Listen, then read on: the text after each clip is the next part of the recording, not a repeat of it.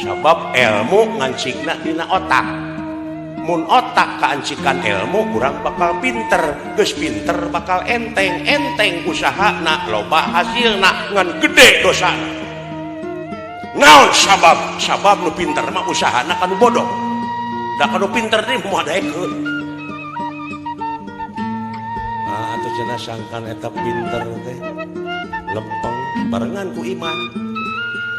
Ai iman ngancikna dina ati, mun ati kaancikan iman urang bakal bener, geus bener bakal enteng ibadahna loba amalna. Jadi ayana ilmu jeung iman teh keur ngadalian hawa ai nafsu ngancikna dina akal jeung elingan. Mun akal jeung elingan geus kancikan nafsu urang bakal salah, geus salah bakal enteng cilakana loba kahayangna bakal tega ngahalakeun